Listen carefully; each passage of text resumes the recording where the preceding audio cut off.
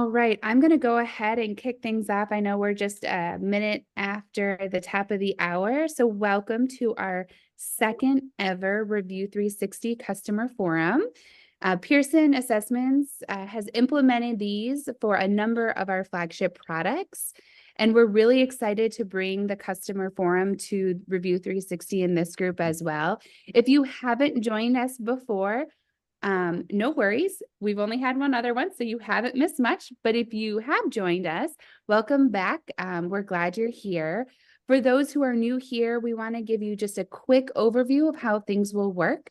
We have two goals with these customer forums. Our first goal is to provide you with direct access to our teams. And then our second goal is to provide our team with direct access to our customers to help us develop our products and services. And what that really means is there will be two parts to what we will call a forum cycle. The first part will be the forum part. That's this part. It's an open call where all Review 360 customers are invited and encouraged to attend. And because it's really hard to get all of your schedules in alignment, we will record these sessions. So as long as you register, you will get the recording and a follow-up email. At this time, we aren't posting those recordings, but no worries, you will get those. The second part of the cycle will be the focus group part. This is where we will focus on various services and our components of Review 360. This is where you will have the opportunity to provide us, Pearson, with feedback, what you like and what you don't like about Review 360. And no worries, we love to hear all of the good and bad things, so you won't hurt our feelings if you attend those sessions, if you have some things you would like us to improve upon. As you participate in today's session, feel free to jot down some ideas you have for some different forums or focus groups, things that you would like to talk about or things you'd like to hear about. There's a survey at the end of today's call where you'll be able to add that information in, or if you don't want to lose it or forget it, feel free to just throw those into the chat, and we can adjust those as we go. So let's go to the next slide and meet today's forums team. Again, my name is Lori Jensen.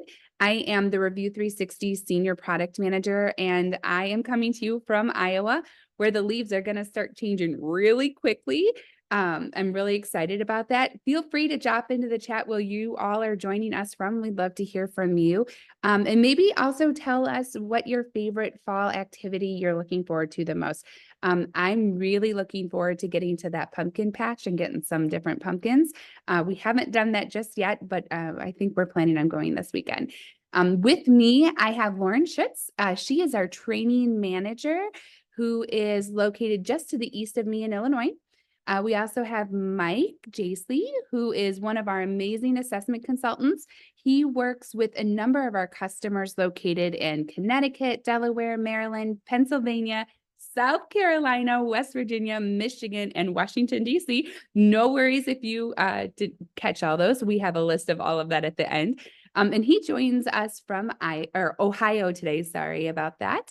And then last, but certainly not least, we have Maggie Morris, who is our Review 360 Marketing Manager, and she is joining us from the great state of Kentucky. And so welcome to the team, and we are glad everyone's here to join us. So for our agenda today, we're going to kick things off with our customer spotlight. We have someone joining us from Moss Point, and I will let Mike introduce that person here in just a moment. Then we are going to dive into this month's topic, making the most out of Review 360. Use your data to drive your decisions. And along the way, we'll have some tips and tricks to share. And then we'll have some closing announcements, and we'll wrap things up with that brief survey we talked about. And please don't forget, as we go through today's session, feel free to engage with us in the chat. I know I'll turn my camera off here in a minute, and I'll be watching those chat questions come in, and Maggie's in there as well. And so we'll be engaging with you all in the chat. So let's get started. I'm going to hand over the floor to Mike to introduce that customer spotlight. Right. Thank you, Lori. Welcome, everybody. I'm so glad to have all of you joining us this afternoon for our Review 360 forum. My name is Mike Jaisley, and like Lori said, I'm coming to you from tropical Cleveland, Ohio, where our leaves are starting to change too, but we have some beautiful weather today. There are a number of you that are coming from many of the states in which I help serve, but you'll get to see here at the end, possibly if that's not one of your states, who your consultant is. So if you have questions or you want to continue your journey on with Review 360 or any one of the screeners that you're learning about today, you'll be able to reach out to them and get that information that you need. As you know, Review 360 is a tremendous tool that really helps support students as well as the schools and the districts in helping to provide some very key um, behavior, social, emotional services to schools. You know, we are more than just academic institutions. As a former principal myself, I've been on the other side of that desk, and I know exactly what many of you are experiencing. And so, Review 360 is definitely a tool that you know, if you didn't like it, you probably wouldn't be here today. Or if you don't like it, maybe we'd love to hear your feedback because we want to make it better because it is an outstanding item.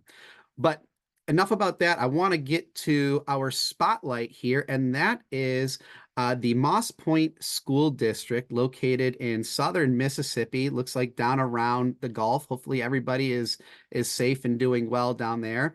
And Kiana Howard, the Director of Special Education Services, has joined us today to share with all of us how they're leaning into Review 360 and I believe specifically the Basque 3 Best Screeners and how that's impacting their district and students and helping it to be, you know, a better place for everybody as they're continuing to wrap their arms around the children that they serve. So, Kiana, welcome. Thank you for joining us today. How are you?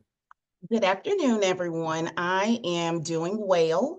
And as you stated, my name is Kiana Howard. I am the Special Services Director here in the Moss Point School District. We are along the Gulf Coast. I know a lot of times people will hear Biloxi, Mississippi, Gulfport, Mississippi. So we are right here on the Gulf Coast, getting ready for cruising the coast for the next 2 weeks. I'm not sure if you guys have heard of Cruising the Coast, but it's a big, huge event of older cars celebrating that era. Everyone have hundreds and thousands of cars out, and they spend 2 weeks just visiting and doing different events. But to get into the Review 360 piece, we have utilized Review 360 in our school district for quite some time now. I would say, I know the 3 years that I've been here in the school district, we've utilized it, and the district has gone back and forth with it because it is a program to where it is, you get out of Review 360 as much as you put into it. So if you're not putting into it and putting good data into it, it's not a very useful program. But when you're putting in and everyone is using the program with fidelity, you can generate good data. So here in our school district, we serve roughly about 1,600 to 1,650 students each school year. Our numbers fluctuate just a little. We have four schools within our district. We service pre-K through 12th grade. We have a lower elementary, upper elementary, a middle school, and a high school. So the parts of the program that we use, we always kick off the school year doing the best screener, the universal screener.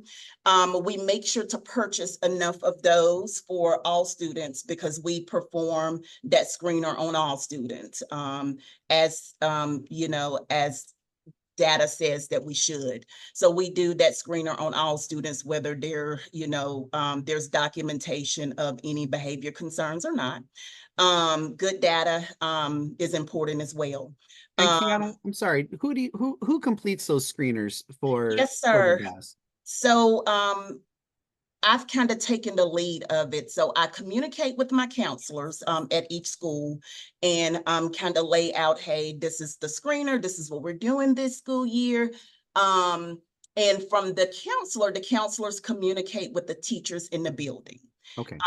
On the steps that they need to take. You know, one of the biggest steps with the screener is verifying the roster. And so getting the roster verified so the teachers actually complete the screeners. And the way we set it up is on our elementary level, the teachers complete the screener on their homeroom class. Mhm.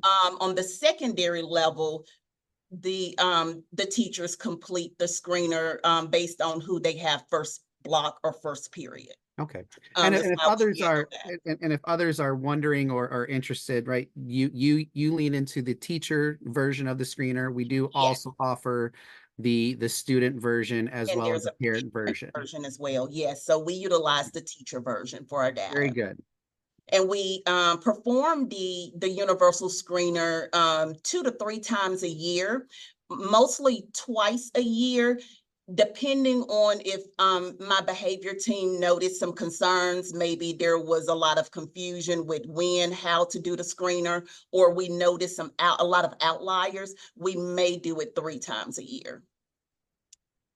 Also, portions of Review 360, we use the FBA and the behavior plan features in Review 360. On that piece, we mainly use it for our MTSS process. Because when it comes to our special education students, the FBA and the BIP is a bit more detailed. Now we do progress monitor our special education student goals through Review 360. So I do like that feature. We may not have started the FBA and BIP process there, but we can input the goals to progress monitor so that part, the progress monitoring, is the same across the board. So we do utilize that piece, and we're able to pull graphs. The teachers go in daily to put in their progress monitoring. So as long as teachers and the student is connected to the teacher's roster, they have access to the student. There's no issues getting in and accessing their plans to review and progress monitor. We also use the office referral piece through Review 360, as well as the counselor referral. So teachers can input a referral to the counselors through 360 as well. Okay, so the next part was just talking about what we love about Review 360. So one piece that we absolutely love, and as I stated, you get out of the program as much as you put in. So there is a portion in 360 called teacher managed referrals. And with teacher managed referrals, we tell our teachers to make sure that they're putting, data and information on students. We like to keep it in one place.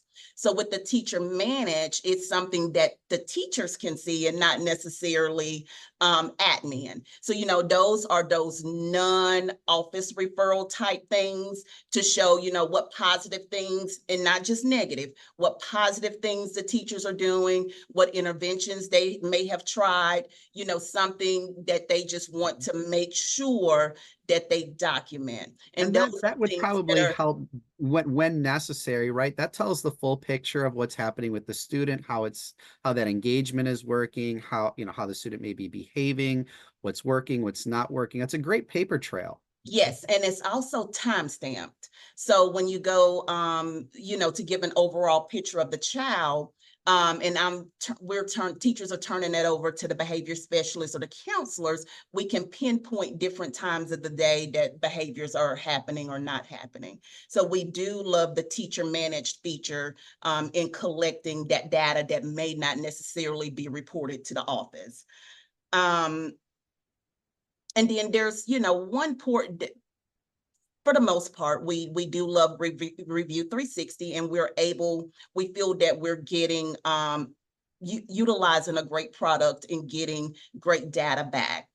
But the one piece that we don't necessarily love, I wouldn't say hate, but not necessarily love, is just that the timeline for when the program is accessible. Being that a lot of school districts are now on what we call the modified school year, we're starting in July. Well, the forum, not the forum, the platform doesn't open until August 1st. And so we're getting backlogged a lot of times. And actually, and I'll tell you for our district, just in case someone else have to do this as well, we ended up using Google Drive to build a progress monitoring tool through Google Drive to collect that data. And then we're able to transfer it into Review360 once the platform is up and running. So we about 2 weeks of data that has to be taken in another platform and then transferred over. So that is a piece that I would recommend, the team to look at to see if there's a possibility of rolling back the start date and being more I guess, flexible with the modified schedules and schools that may start before August 1st. Well, thank you for that feedback. That's very helpful for us. And thank you for also sharing a strategy that has worked for you as kind of a workaround for that, in case that's helpful for anybody else. But no, your feedback is very helpful. And we take that very seriously. So thank you. Yes. So what are some of your best tips that you have for that's working for you that might also work for others? How can you maybe help expand some other people maybe on this call how they're using Review360? What are some good tips that you have for us? So one of the biggest and best tips is if you can, have a team, create a team, really checking for the fidelity of the use of the program. That would be one of the best tips, because it's one of those things that you don't want to, give directive and instructions to do and never check in on the program. You definitely want to check in on the usage fidelity of the program. That would be one of my best tips. It's just one of those things that if you're not in it daily, I would say definitely you need to be in it, in the program daily, to ensure that teachers and staff are utilizing the program to fidelity. Sure. And do you find that your teachers appreciate having the program, have Review360, at their fingertips, and how does that translate up to administration? Yes.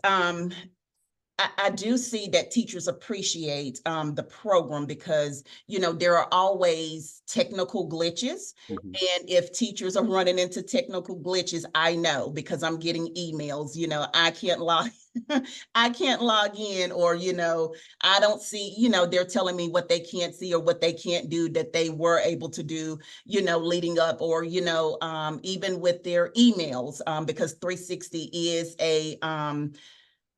does handle just login, that whole piece with the login. So passwords do often change. So I do know teachers are using it and using it daily, because I will get emails saying, I can't log in. What do I do? Or help me to reset my password, things like that. So I do know that they're using it with fidelity, because when there's a problem, they're asking for help.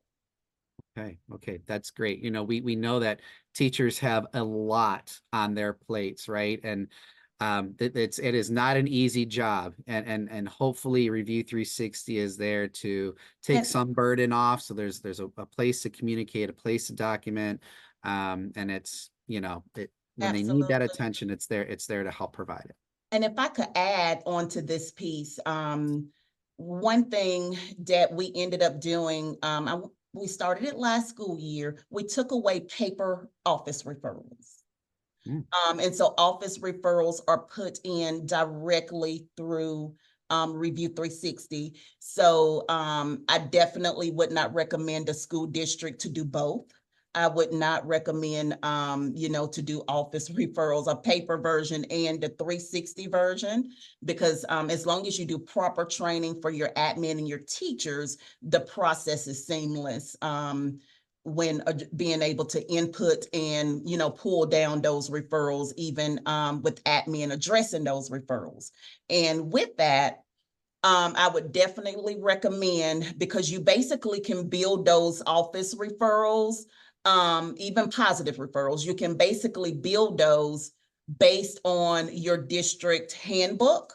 So you would get with the 360 team, and you basically can build it. It can read exactly like your handbook reads. So, definitely on the front end, that's something you would want to make sure that the programming is built properly. But how useful to have a tool that speaks the language of the district, right? Mhm.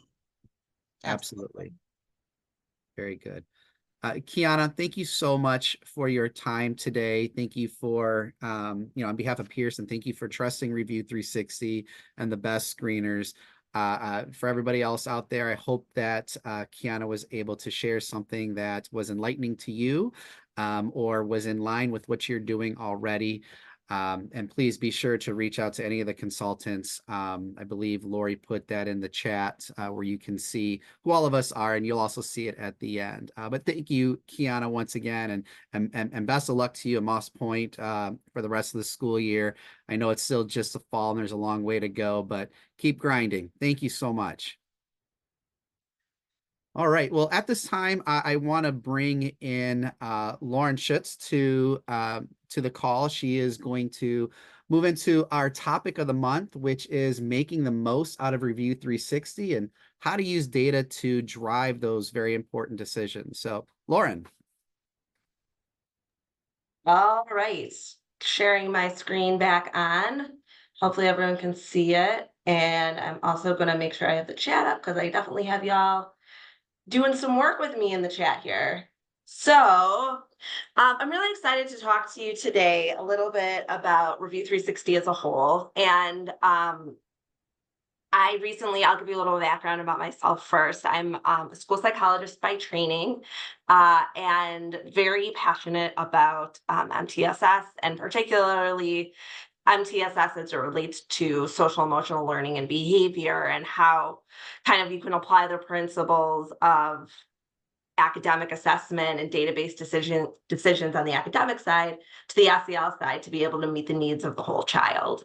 So about 3 years ago, I hopped out of the schools and into this ed tech space, and have had a really wonderful experience kind of hearing how different schools across the country are approaching these really big tasks of catching students up and keeping kids happy and healthy at school.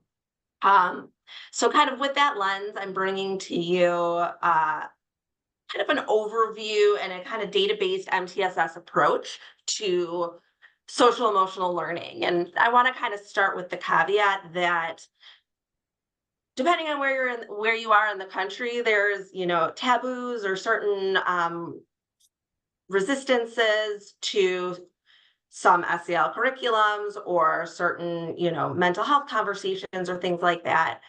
So the caveat with this presentation today is I'm going to use the word SEL, social emotional learning, as kind of an all-encompassing term, and it's a term that is widely referenced or used by what we call kind of the leading gold standard of the topic, which is CASEL. CASEL kind of drives the research and drives best practices in the field. So a lot of the information I'm taking today comes from CASEL, and the language I'm using comes from CASEL as well. So with that, want to talk about what CASEL refers to as the 10 indicators of school-wide SEL. And you can see them on the chart. I'm not going to read them all off. But as you think about this chart and you look at it yourself, I imagine there's very few schools that have full implementation of all 10 of these indicators, especially with all the other initiatives and things they're trying to implement as they go. So just kind of looking at this kind of graphic, I have a question, which is type in the chat, which one of these indicators would you like to focus on this year? Or do you feel that your district is kind of focusing on in this school year? So go ahead, type in the chat.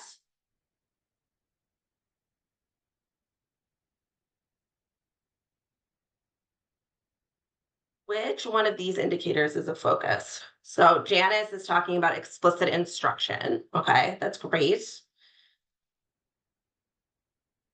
Explicit SEL instruction. I like that, right? Climate.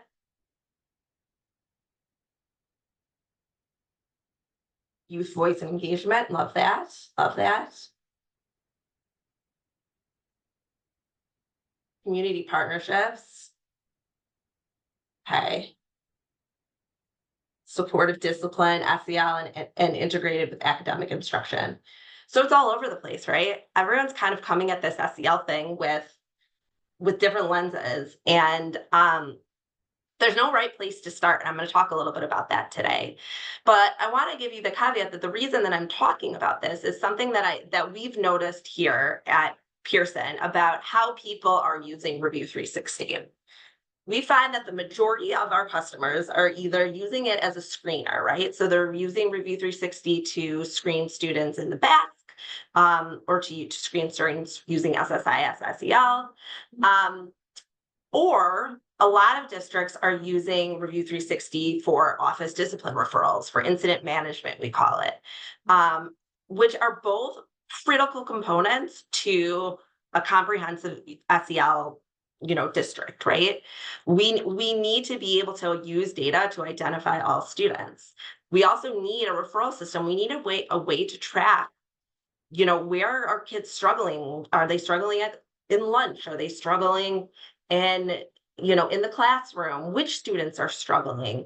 What equity concerns might we have? All of those indicators that come from discipline referrals, right, are so important. But if you're only using Review360 with that one lens, you're not necessarily taking in the whole picture. So I really wanted to give you the opportunity to see kind of everything that Review360 could do for you and how you could kind of take those baby steps to use Review360 in some different ways. So as I said, MTSS is kind of my passion. MTSS, which stands for Multi-Tiered Systems of Support, also historically referred to as response to intervention. It's been kind of an evolution of how we look at student needs, student skill deficits over time, and how we as a school system respond and intervene on needs in that way. So this graphic that you see here is a graphic that represents the majority of the features available on Review360. So you heard, Moss Point is using universal screening. They're using incidents and referrals. They mentioned using student support team plans and interventions and progress monitoring, right? And all of these things are available at different tiers. When we talk about the core, right, we're talking about tier 1, we're talking about what things are in place that support the needs of all students, right? So, some people mentioned in the chat, adult SEL, right? How are we giving adults the language to talk about social emotional learning? A lot of people, feel like it may not be their place, or, that's something that really counselors or social workers are experts in, right? But giving all the adults the language to kind of talk about that, as research says, has an impact on student SEL as well. There are so many things that can be done for all students that positively impact school climate, right? Positive behavior supports, how we manage our classroom. There's so much work that can be done at the core that could take years to focus on just there, right? Other people may be using Review360 and only focusing on, their targeted students, only focusing on those individuals who are in special education potentially. Excuse me, I am very thirsty today. So they may be using it for FBAs. They may be using it for check in, check out, where you're really having that opportunity for teachers to build relationships with students and help them work on particular behaviors or desired academic skills. You can use progress monitoring. There are ways to track whether what we're doing, what we're teaching kids, what we're allowing kids to practice, to see if that is allowing for growth over time, right? So there really is a continuum of supports that can be provided by Review360. And that's something I really want to emphasize, is because I think a lot of people who are using the platform now would say, I didn't know I could do that on Review360. We're doing a lot of this stuff, right, in our schools, but maybe we're doing it on paper, or maybe we're doing it, with Google Sheets and Excel spreadsheets and things like that, right? And how nice, we heard about how nice it is when it's all in one place. It's a one-stop shop, right? So there's a lot that it can do. And when you kind of look at it within that lens, it can be really powerful.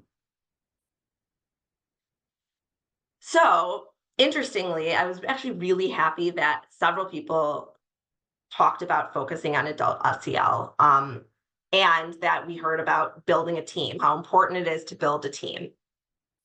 And here is why I say this, and having done this for several years, all the research is pointing to, if you don't know where to start with the adults. Start with positioning the adults to feel comfortable supporting this, right? Making sure that they have the language that they need, making sure they understand how this initiative would potentially impact the students and impact the work they do every day. That is a really nice place to start. And then I want to kind of bring attention. Many educators have heard of John Hattie. He's a researcher who's been doing work for, decades about what really works in education, right? What evidence-based strategies really lead to better outcomes. And what he's saying is through, thousands of studies, looking at millions of students, the number one correlate for positive academic achievement is collective teacher efficacy. So what that means is when teachers have the opportunity to collaborate, to work with each other, to build relationships with each other, that has a ripple effect on all the other things that you're trying to do in a district, right? All the other academic initiatives, SEL, safety, anything, all those initiatives start with building teachers that want to work together towards making change. So I wanted to talk about that and why, if you don't know where to start with building a team that focuses on these. But I also wanted to call out a couple others that kind of align with the things that can happen in Review 360. So setting student expectations, right? That's directly related to student climate and classroom management. There's a feature for that in Review 360. RTI, right? So on that list of evidence-based strategies, responding to student need is an evidence-based strategy. And that's where progress monitoring comes in. That's where built-in interventions and curricular instruction is built into Review 360, so that not only can you identify the students in need and break down where their deficits are, but then you can actually track whether that's working. And that leads to better outcomes. Direct instruction. A lot of people talked about direct instruction here, right? Explicitly using SEL curriculums to teach at Tier 1 and then reteach and adjust at Tier 2 and Tier 3 in small groups. So, there is a direct relationship between explicitly teaching social and emotional learning competencies and students who behave better, who want to come to school, who perform better academically.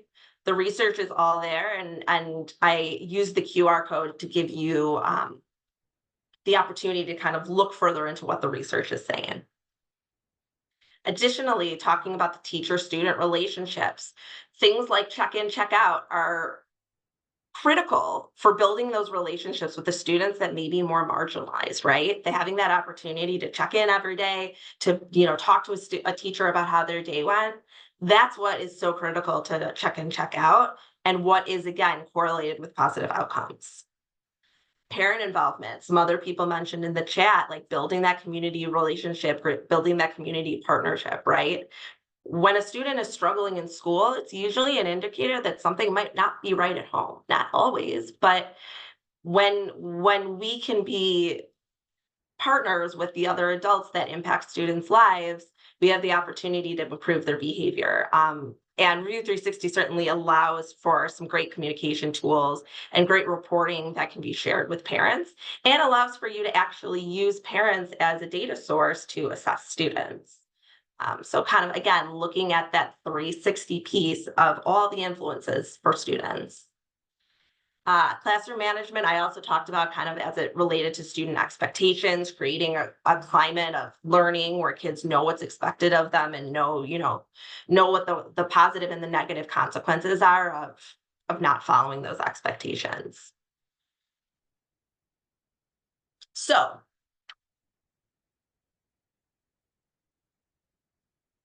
let's think about, again, thinking about how can, all of these options, Review360 has so many options, social emotional learning implementation is really overwhelming, right? So start with where you are and then decide where you want to go, right? And the best way to do that is by looking at what your data is telling you, right? So if you're only using incidences right now, what are the incidences saying? What are you noticing as patterns that are happening school-wide that might impact what you're going to do next? Or, if you're using screeners, what are the screeners telling you? What are the kids showing that they're having issues with? Are, a majority of your students, demonstrating school refusal potentially, right? If that's something that you're noticing, then that's where you're going to want to kind of build on and start to think about what interventions might be the most effective in that setting.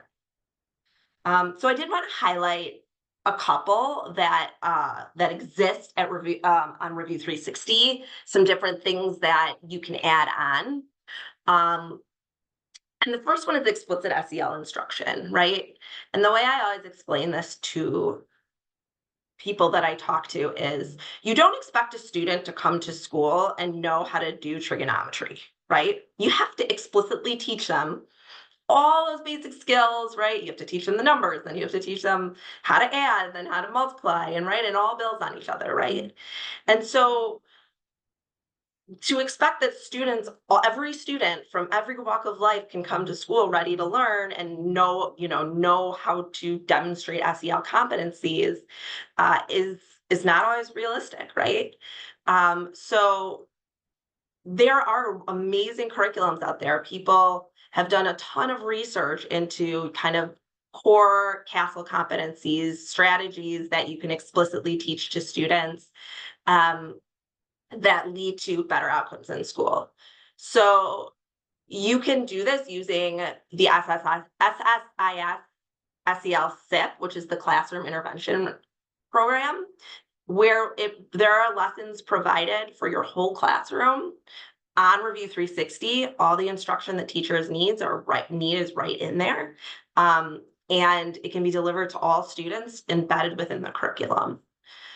We also have the Basque Student Skill Builder, which is another explicit curriculum that teaches social and emotional competencies that can be used on an individual level or small group level or as a group level. And then additionally, we have what's called the SIP Tier 2, which really takes the principles of the SSIS SEL SIP curriculum and allows you to tailor it to a smaller group of students and really individualize the learning path for those students, right? So some students may be struggling with specific skills, maybe struggling to demonstrate a certain ability, and having the opportunity to really focus on that set of skills in a small group setting and using a structured evidence-based curriculum is a really great strategy to do there. So that was one I kind of wanted to highlight specifically. Sorry. Where did my mouse go? That ever happen? Your mouse just disappears. See if I can get it to go.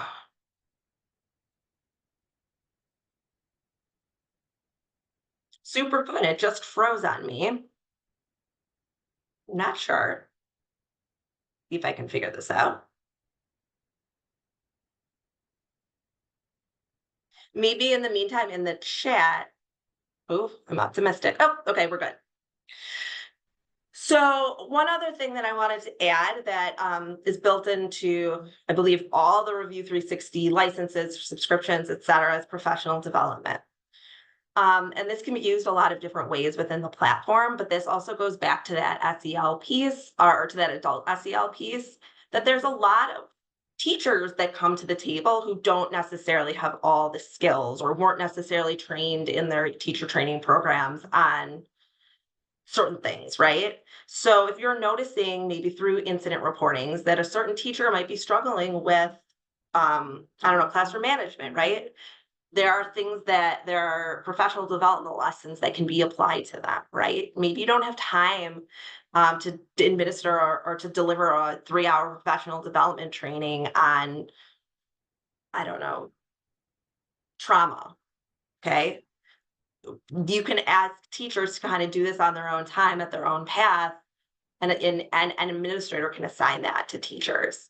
So providing that professional development and that explicit SEL instruction doesn't just apply to the students, it can also apply to your educators and can be done through. Another one I wanted to highlight and was also mentioned in the chat is supportive schools and classroom climates. And I think what I've found and what I've kind of heard is, there's a lot of there's a lot of disagreement about what should be taught in schools, what shouldn't be taught. And I hear, generally speaking, school climate is something that everyone wants to strive for. Everyone wants to strive for a happy, healthy place where kids want to be, where students want to be, or where teachers want to be. A place that's inviting and welcoming for all. So a lot of those supportive school and classroom climates include things like PBIS, right? Positive behavior interventions and supports. I always get the acronym wrong, but something along those lines. Token economy is a great way to do this, right? I implemented this at my school where teachers could dish out points for expected behavior, right? Everybody was in their seats and ready to go. Everybody gets 3 points, right? And you can also use it as a way to reduce points for misbehavior, but we really try to encourage giving out significantly more positive than negative, et cetera. And that's all built in within Review 360. You can deduct points if they earn a prize, right? So many schools do a school store where you can get chips, or you can get a special drink, or you could get special time with the principal, whatever. You build up this menu of things that kids are striving for, and they can use their points to earn things. And it creates this like amazing environment for students, and they get really excited about it. We also have a tool for classroom management where you can really look at all the expectations that are healthy in a typical classroom and really lay those out for students and make that visible and apparent within your classroom. And Review 360 kind of provides some of the tools to be able to help you create the structure that allows for a productive classroom. And finally, walkthroughs are kind of a nice administrative feature, and something I wish administrators could spend more time doing. I always found that administrators have told me they spend their whole day in their office because kids get sent to the office. And then they never get to go out into the classrooms. They never get to go and see what's going on. So it's always this kind of reactive stance from an administrative perspective. But walkthroughs, when you can make the time and the space, really allow for you to go and see what the climate is like in your school. What does it look like in the hallways? What does it look like in the bathrooms, in the cafeteria? Going into different classrooms and seeing what are the things that are research-based that people have said lead to a positive school climate? Go through, check it off, look through, and then have some really productive conversations with your staff.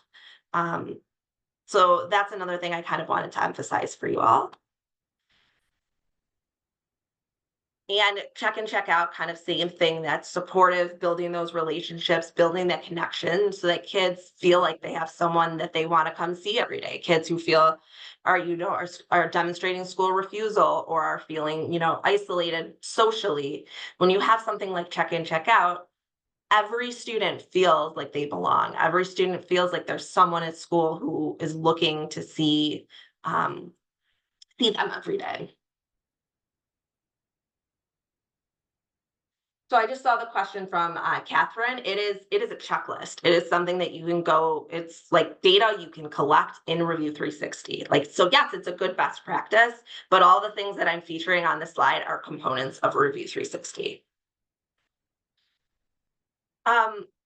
And then the last kind of piece that I want to highlight, that again, not everybody uses, right? Some people are solely using kind of incidents and referrals, and some people don't even know it exists, right? Where you can, people are using those paper-based classroom or, office discipline referrals, things like that.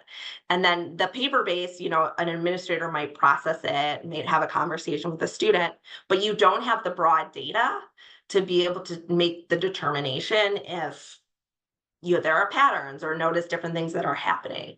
So Review360 really takes all that information and creates some great reports that help you make actionable decisions so that you can start to intervene in the areas where you're noticing people struggling. So if you're continuing to do those paper-based referrals, seriously consider something like using incident management in Review360. It's a great component. Okay. This is driving me nutty today. See if it can get.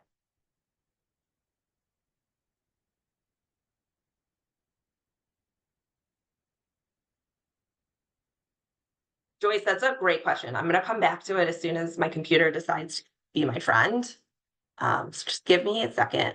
Maybe in the chat, if you guys have other questions, let me know, and I can work on that. Or you can talk about maybe other curriculums or SEL explicit instruction that you've been using that you found to be effective.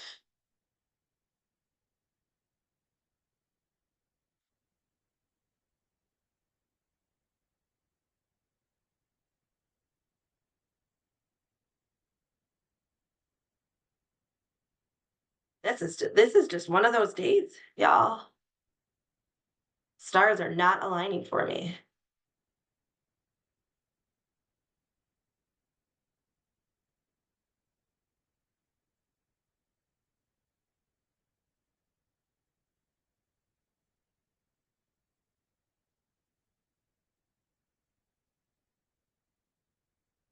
Or maybe if someone, oh, no, there's my mouse going. Okay.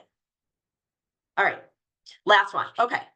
Last slide. Thank you all for your patience. So the last thing I wanted to show you is just a couple examples of different reporting features that Review360 has that highlight some of the data that can drive your decisions, right? So I mentioned before a little bit about if you're not sure where to start, look at what your data says and build on that.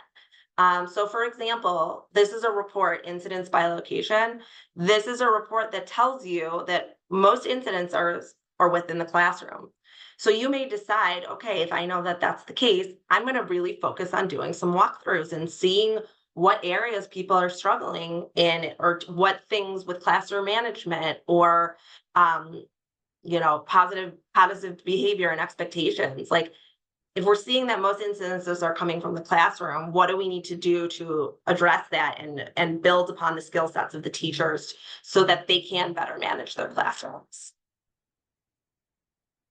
I wanted to show you kind of what one of our reports looks like, where you can see, several, you can compare which students are at risk, and you can compare it by grade level. You can look at different sub-skills like self-awareness, self-management, and see kind of where different holes may exist at a grade or at a school or at a district level, right? So it really helps you not only identify where there may be some gaps, but also gives you an idea of what specifically to focus on.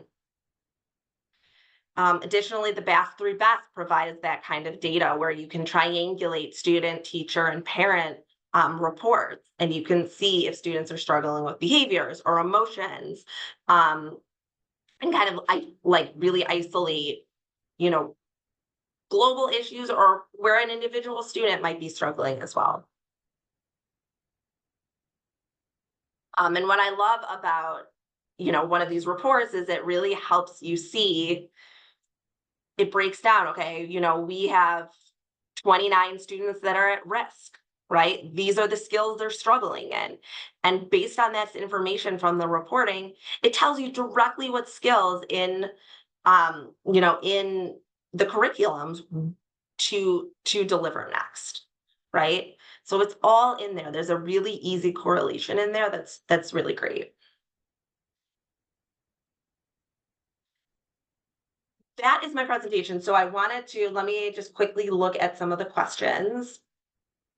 So is it okay to use a check-in, check-out for at-risk students, or like an individual safety plan? And the reality is the check-in, check-out, as it exists on Review 360 and is designed in general, it's designed to be flexible, right? The basic principle is there's a certain point score that the students are trying to achieve every day, right? And if they demonstrate the desired behavior, they get full points. If they don't demonstrate the desired behavior, they get no points, and maybe sometimes they can get like a half point or whatever, right? So the end of the day, the points are motivating to the students. The points may result in a prize that they're looking forward to. But what the research is saying is what makes check-in, check-out so critical is the check-in and the check-out with the adult, building the relationship with the adult. So there's no place that you shouldn't do that. You could do it at tier 1, tier 2, tier 3. That's kind of where it exists. So it serves the purpose, number 1, of building the relationship, number 2, of serving as a motivator, and then number 3, as a data collection tool, right? So as you see, hopefully over time, as we're giving the student this intervention, we're seeing that their points are starting to go up and they're showing us those desired behaviors. But I think Leslie's answer that in terms of, as a risk management tool, I think the better way to go about it is you can certainly document in a student support plan all the things you're doing, for a safety plan, and check and check out maybe an intervention and a progress monitoring tool that is part of your overall response to a student safety issue. So we didn't talk too much about, all of our different plans that are available in Review 360 that allow for you to track student progress, isolate skills deficits, communicate areas of need, etc. So that's a big place to document the work you're doing for a student where everyone can see it, and not just laterally, right? Like everyone can see it who works with the student this year, but also people can see historically kind of what has been done for the student.